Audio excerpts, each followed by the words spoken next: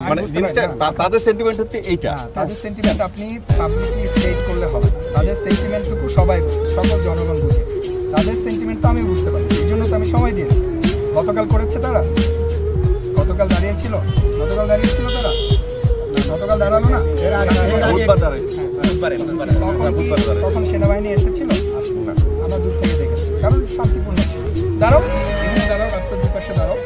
মিডিয়ার সাথে আমরাও আজকেও তাই মনে করছি শান্তিপূর্ণভাবেই থাকি। মিডিয়ার সাথে কথা বলতে চাইলে মিডিয়ার সাথে কথা বলবে, এখানে সকল মিডিয়ার ভাইরা আছে। অ্যাটেনশন যেটা গ্র্যাব করার করছে, এখানে না কেন? আমি যে এখন কথা বলছি মিডিয়া অ্যাটেনশন পাচ্ছে না, তাহলে ওরা এখানে দাঁড়ায় কথা বলতে কী সমস্যা? লোকজন, অ্যাম্বুলেন্স, এগুলো আটকায় মানুষের জীবন বিপন্ন করে কথা কেন বলতে হবে? এই শিক্ষা কে দিয়েছে ডাক্তারদেরকে? আমি বুঝলাম, আমি কি বুঝাতে পেরেছি? আপনারা প্লিজ ওদের সাথে কথা বলেন। সেটা আমরা এগ্রিও করতেছি না যে তারা রাস্তা বন্ধ করবে, এটা ঠিক, এটা করা যাবে। এটা দাবি নিয়ে শান্তিপূর্ণভাবে দাঁড়াইছিল, আমরা ওইটুকুই জানতাম। আমি চাই এরপর থেকে যদি ওরা এরকম রাস্তার সামনে আসতে চায়, আপনারা আপনাদের প্রোটোকল অনুযায়ী যাদের বনে তারা ওদের সামনে থাকবে।